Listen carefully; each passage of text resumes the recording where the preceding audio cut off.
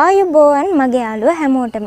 ඉතින් අදත් මම ඔයාලට අලුත් පාඩමක් අරගෙන ආවා. අපිත් එක්ක අද අලුතින් යාළුවෙක් එකතු වෙනවා නම් මුලින්ම මොකද්ද කරන්න ඕනේ? මුලින්ම කරන්න ඕනේ ඔයාලා අපේ පළවෙනි පාඩම බලන්න. පළවෙනි පාඩමේ ඉඳලා පිළිවෙලට බලාගෙන එන්න. මේ වෙනකම් කරපු හැම පාඩමකම links ටික පල්ලෙහා description එකේ මම ඔයාලට දීලා තියෙනවා.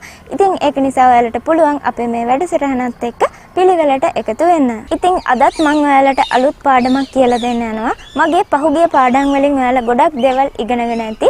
ඉතින් අද මම හිතුවා මේ පොදු ස්ථානවලට කියන නම් ඒ වගේම රැකියාවලට කියන නම් ටිකක් කියලා දෙන්න ඕනේ කියලා. ඉතින් ඒ ටික ඔයාලට පුළුවන් හරියට ඉගෙනගෙන පොඩි කට්ටියට කියලා දෙන්න. ඉතින් මම මුලින්ම ඔයාලට මේ රැකියාවලට කියන නම් එක එක රැකියා තියෙනවා.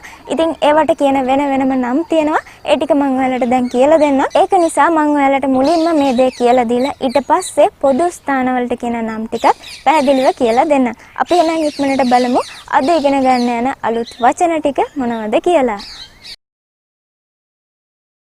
ඉතින් අද මුලින්ම තියෙනවා cook.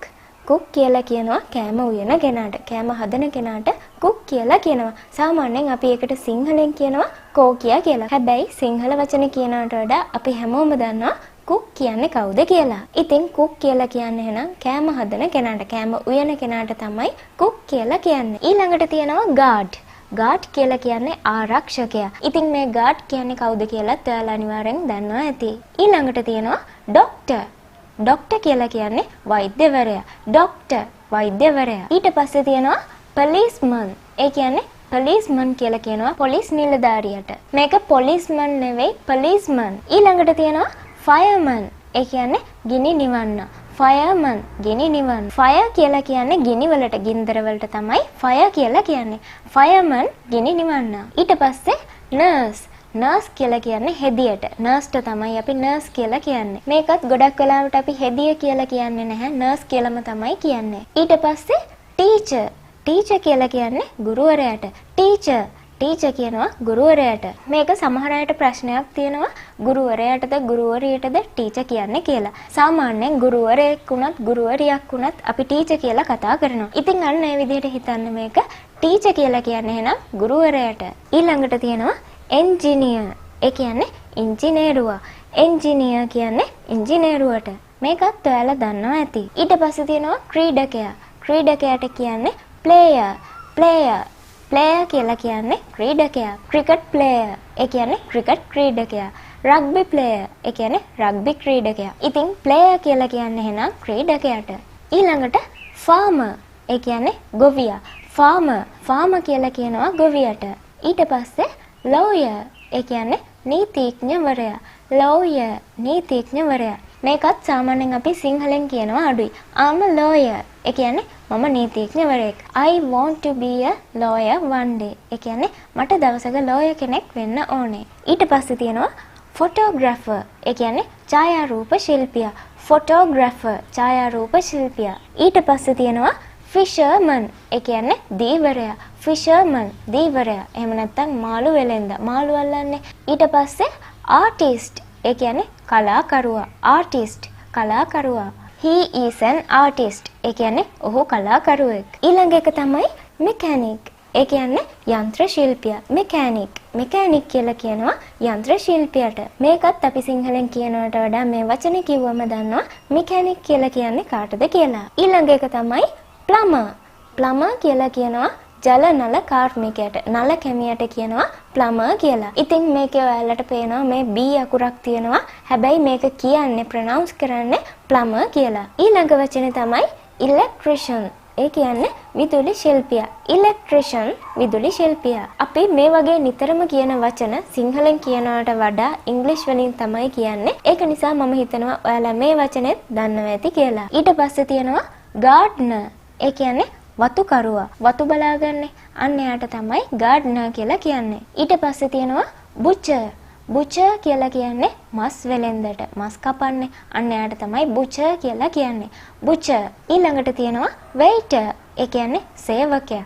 waiter සේවකයා. මේගොල්ලන්ව දකින්න පුළුවන් සාමාන්‍යයෙන් කෑම කඩවල් වල එහෙම. ඉතින් අන්න ඒගොල්ලන්ට තමයි waiter කියලා කියන්නේ. reporter.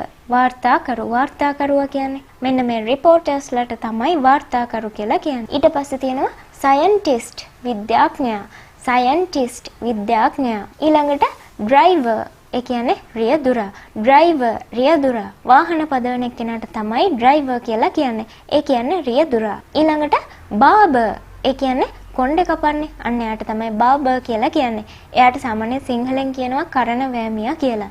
එහෙම කිව්වට ගොඩක් අය දන්නේ නැහැ. ඒක නිසා කොණ්ඩේ කපන්නේ අන්න එයාට තමයි barber කියලා කියන්නේ. ඊට පස්සේ carpenter ඒ කියන්නේ වඩුවා. carpenter වඩුවා. ඉතින් මේකත් ගොඩක් අය දන්නවා ඇති. මොකද නිතරම අපේ කනට ඇහෙනවා මේ වගේ වචන. ඉතින් දන්නේ නැති කවුරු හරි ඉන්නවා නම් දැන් ඉගෙන ගන්න. carpenter කියලා කියන්නේ වඩුවට. ඊළඟට තියෙනවා dentist. ඒ කියන්නේ දන්ත වෛද්‍යවරයා. dentist දන්ත වෛද්‍යවරයා. දත් එහෙම බලන්නේ. එයාට තමයි dentist කියලා කියන්නේ. ඊළඟ එක තමයි pilot. pilot කියලා කියන්නේ ගුවන් නියමුවා. pilot ගුවන් නියමුවා. plane එක එහෙම අරගෙන යන්නේ. ඊට පස්සේ තියෙනවා painter.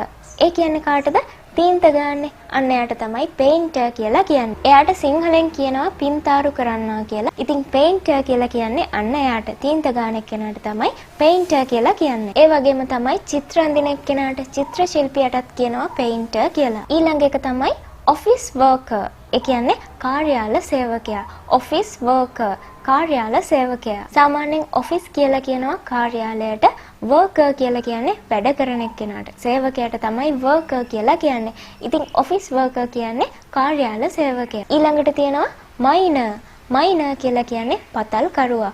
miner පතල් කරුවා. මේ වචනේ සමහර විට ඔයාලා කලින් දන්නේ නැති වෙන්න පුළුවන්. දැන් මතක තියාගන්න miner කියලා කියන්නේ පතල් කරුවා. ඊට පස්සේ pharmacist. ඒ කියන්නේ බෙහෙත් වෙළෙන්දා. pharmacist බෙහෙත් වෙළෙන්දා. ඊළඟට තියෙනවා දේශපාලඥයා.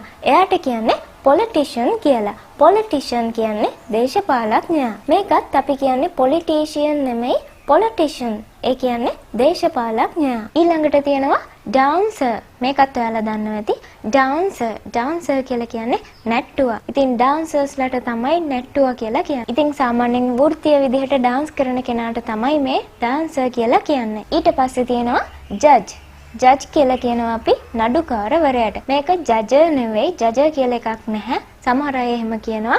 ඉතින් ජජ් කියන එක තමයි හරි වචනේ. ඊළඟට තියෙනවා businessman. ඒ කියන්නේ ව්‍යාපාරිකයා. businessman ව්‍යාපාරිකයා. My father is a businessman. මගේ තාත්තා ව්‍යාපාරිකයෙක්. businessman කියලා කියන්නේ නම් ව්‍යාපාරිකයා. ඊළඟ එක තමයි postman. ඒ කියන්නේ තැපැල් කරුවා. postman තැපැල් කරුවා. අපි ලියුම් බෙදන්න කියලාත් කියනවා. ලියුම් බෙදන කෙනාට තමයි postman කියලා කියන්නේ. ඊට පස්සේ cleaner. cleaner කියලා කියන්නේ පිරිසිදු කරන එක්කෙනාට. පිරිසිදු කරන්නට තමයි cleaner කියලා කියන්නේ. ඊට පස්සේ තියෙනවා coach. coach කියලා කියනවා පුහුණු කරුට. පුහුණු කරන කෙනාට coach කියලා කියනවා. සමහර කට්ටිය මේකට coacher කියලා කියනවා. coacher කියලා එකක් නැහැ. coach කියලා කියන්නේ පුහුණු කරු. ඊට පස්සේ තියෙනවා architect. ඒ කියන්නේ ගෘහ නිර්මාණ ශිල්පියා. ආකිටෙක්ට් ගෘහ නිර්මාණ ශිල්පියා. ගෙවල් වල ප්ලෑන්ස් එහෙම අඳින්නේ. එයාට කියනවා ආකිටෙක්ට් කියලා. ඊට පස්සේ එක තමයි ටේලර්. ඒ කියන්නේ ඇඳුම් මසන්න. ටේලර් ඇඳුම් මසන්න. ඇඳුම් මහන එක්කෙනාට තමයි එහෙනම් ටේලර් කියලා කියන්නේ. ඊට පස්සේ housewife. ඒ කියන්නේ ගෘහණිය. housewife ගෘහණිය. අපි කියනවා my mother is a housewife. ඒ කියන්නේ මගේ අම්මා ගෘහණිය. ගෙදර තියෙන වැඩ කරන කෙනාට තමයි එහෙනම් ගෘහණිය කියලා කියන්නේ. ඉතින් අද අන්තිම වචනේ තමයි actor. ඒ කියන්නේ නළුවා. actor නළුවා. මේකත් පොඩ්ඩක් මතක තියාගන්න. දන්නේ නැත්තම් actress කියලා කියන්නේ නිලියට. actress. actor කියන්නේ නළුවා. actress කියලා කිව්වොත් නිලිය. ඉතින් මම හිතනවා ඔයාලට මේ වචන ටික දැන් පැහැදිලි ඇති කියලා. ඔයාලා සමහර විට දන්නේ නැති දේවලුත් අද ඉගෙන ගන්න ඇති. ඉතින් ඒ ටික හරියටම ඉගෙනගෙන පොඩි කට්ටියටත් හරියට කියලා දෙන්න. අපි එහෙනම් දැන් ඉක්මනට බලමු මේ පොදු ස්ථානවලට කියන නම් මොනවද කියලා. මුලින්ම තියෙනවා hotel. hotel කියලා කියන්නේ හෝටලයට. hotel හෝටලය. ඔයාලා ඉස්සෙල්ලා මුලින්ම ඉගෙන ගත්තේ cook කියන වචනේ. ඉතින් එයාලා එහෙනම් ගොඩක් වෙලාවට වැඩ කරනවා මේ hotels වල. ඊට පස්සේ තියෙනවා railway station. ඒ කියන්නේ දුම්රිය ස්ථානය. railway station. ඒ කියන්නේ දුම්රිය ස්ථානය. එහෙම නැත්නම් දුම්රිය නැවතුම් පොළ. ඊට පස්සේ police station. ඒ කියන්නේ පොලිස් ස්ථානය. police station. පොලිස් ස්ථානය. ඊළඟට තියෙනවා bus stand. බස් ස්ටෑන්ඩ් කියලා කියන්නේ බස් නැවතුම් පොළ. බස් නැවතුමට තමයි බස් ස්ටෑන්ඩ් කියලා කියන්නේ. මේකට බස් ස්ටේෂන් කියලා කියන්නත් පුළුවන්. හැබැයි ගොඩක් වෙලාවට කියන්නේ බස් ස්ටෑන්ඩ් කියලා. ඊට පස්සේ තියෙනවා වරාය. අපි කියනවා හාබර් කියලා. හාබර් කියලා කියන්නේ එහෙනම් වරායට. ඊට පස්සේ හොස්පිටල්. හොස්පිටල් කියලා කියන්නේ රෝහලට. ඉස්පිරිතාලෙට තමයි හොස්පිටල් කියලා කියන්නේ. ඊළඟ එක තමයි ස්කූල්. ස්කූල් කියන්නේ පාසල. මේකත් අනිවාර්යෙන් ඔයාලා දන්නවා ඇති. ස්කූල් කියලා කියන්නේ පාසලට. ඉස්කෝලේට තමයි ස්කූල් කියලා කියන්නේ. ඊළඟට තියෙනවා zoo. zoo කියලා කියන්නේ සත්ව උද්‍යානය. මේක සූ නෙමෙයි zoo. zoo කියලා කියන්නේ එහෙනම් සත්ව උද්‍යානය. ඊට පස්සේ තියෙනවා beach. beach කියලා කියනවා වෙරළට. beach වෙරළ. ඊට පස්සේ playground. ඒ කියන්නේ ක්‍රීඩා පිට්ටනිය. playground ක්‍රීඩා පිට්ටනිය. ground කිව්වනම් පිට්ටනිය, playground කිව්වම ක්‍රීඩා පිට්ටනිය. ඊට පස්සේ තියෙනවා paddy field. ඒ කියන්නේ කුඹුර. එහෙම නැත්නම් වෙල. paddy field. ඊළඟ එක තමයි park. park කියලා කියන්නේ උද්‍යානයට. ඔයාලා දන්නවා ඇති මේ වචනේ. park උද්‍යානය, උයන. ඊළඟ එක තමයි church. පල්ලියට තමයි church කියලා කියන්නේ. ඊට පස්සේ පන්සල. පන්සලට කියනවා temple කියලා. temple නෙවෙයි temple. temple කියලා කියන්නේ පන්සල. ඊට පස්සේ තියෙනවා garage. garage කියලා කියන්නේ ගරාජයට. වාහන හදන එහෙම තැන් තියෙන්නේ. අන්න ඒ වගේ තැනකට තමයි garage කියලා කියන්නේ. ඊට පස්සේ airport. ඒ කියන්නේ ගුවන් තොටුපළ. airport. plane එහෙම නවත්තන්න plane බාන තැනට තමයි airport කියලා කියන්නේ. ඊට පස්සේ mine. mine කියලා කියනවා පතලට. ඔයාලට ඉස්සෙල්ලා මතක ඇති miner කියලා ඉගෙන ගත්තා. පතල් කරුවට තමයි miner කියලා මම කිව්වේ. දැන් කියනවා mine කියලා. mine කියන්නේ එහෙනම් පතලට. ඊට පස්සේ තියෙනවා shopping mall. ඒ කියන්නේ සාප්පු සංකීර්ණය. අපි shopping mall කිව්වම මේකත් දන්නවා. shopping mall කියන්නේ එහෙනම් සාප්පු සංකීර්ණය. ඊළඟ එක තමයි farm. farm කියන්නේ ගොවිපළ. farm ගොවිපළ. farmer කියන්නේ ගොවියා. farm කියන්නේ ගොවිපළ. ඉතින් මේ ළඟ වචන තමයි තියෙන්නේ. ඒක නිසා ඉක්මනට මේවා මතක තියාගන්න පුළුවන්. ඊට පස්සේ තියෙනවා bookshop. පොත් සාප්පුවට තමයි bookshop කියලා කියන්නේ. පොත් කඩේට තමයි bookshop කියලා කියන්නේ. garden කියන්නේ වත්ත, උද්‍යානය, උයන. එක එක දේවල් අපි කියනවා මේකට. garden කියලා කියන්නේ සාමාන්‍යයෙන් වත්තට. ඊළඟ එක තමයි restaurant. ඒ කියන්නේ අවන්හල. restaurant. මේක restaurant නෙවෙයි restaurant කියලා තමයි හරියට කියන්නේ. ඊළඟට තියෙනවා butcher shop. ඒ කියන්නේ මස් කඩය. butcher shop. මස් කඩය. ඔයාලට මතක ඇති මම ඉස්සෙල්ලා කිව්වා butcher කියලා. butcher කියලා කිව්වේ මස් විකුණන කෙනාට. මස් වෙලෙන්දට තමයි butcher කියලා කිව්වේ. එහෙනම් butcher shop කියලා කියන්නේ මස් කඩේට. butcher shop කියලාත් කියනවා සමහර වෙලාවට අපි butcher's shop කියලාත් කියනවා. ඊට පස්සේ පුස්තකාලය. මේකත් ඔයාලා දන්නවා ඇති. library. library කියලා කියන්නේ පුස්තකාලයට. library නෙවෙයි සමහර කට්ටිය කියන්නේ එහෙමයි. library නෙමෙයි library. ඊළඟ එක තමයි bakery. ඒ කියන්නේ බේකරිය. බේකරි. මේකත් ඔයාලා දන්නවා ඇති මේ වචන ගොඩක් වෙලාවට කියවෙන නිසා බේකරි කියලා කියන්නේ එහෙනම් බේකරියට. ඊට පස්සේ තියෙනවා සලූන්. සලූන් කියලා කියනවා කොණ්ඩේ කපන තැනට. අපි මෙහෙම කිව්වනම් තමයි ගොඩක් වෙලාවට දන්නේ. ඉතින් සලූන් කියලා කියන්නේ එහෙනම් අපි කොණ්ඩේ කපන තැනට. ඊට පස්සේ තියෙනවා වඩු මඩුව. වඩු මඩුවට කියන්නේ කාපෙන්ට්‍රි කියලා. කාපෙන්ට්‍රි වඩු මඩුව. වඩුවට කියනවා කාපෙන්ටර් කියලා. කාපෙන්ට්‍රි කියන්නේ වඩු මඩුව. ඊට පස්සේ බැංක්. බැංක් කියලා කියන්නේ බැංකුවට. මේක ඔයාලා දන්නවා ඇති. බැංක්. බැංක් කියනවා බැංකුවට. ඊළඟට තියෙනවා ෆැක්ටරි. ඒ කියන්නේ කර්මාන්ත ශාලාව. ෆැක්ටරි. මේකට කම්හල වැඩපොළ ඔය වගේ නම් කියනවා. ඊට පස්සේ ඔෆිස්. ඔෆිස් කියලා කියන්නේ කාර්යාලය. ඔෆිස්. ඔෆිස් කියන්නේ කාර්යාලය. අපි ඉස්සෙල්ලා ඔෆිස් වර්කර් කියලා කිව්වේ කාර්යාල සේවකයා. ඔෆිස් කියලා කියන්නේ කාර්යාලය. ඊට පස්සේ ෆාමසි. ෆාමසි කියලා කියන්නේ බෙහෙත් ශාලාව. ඔයාලට මතක ඇති ඉස්සෙල්ලා කිව්වා ෆාමසිස්ට්. ඒ කියන්නේ බෙහෙත් වෙලෙන්දා. ෆාමසි කියලා කියන්නේ බෙහෙත් ශාලාව. ඊළඟට තියෙනවා මූවි තියේටර්. ඒ කියන්නේ චිත්‍රපට ශාලාව.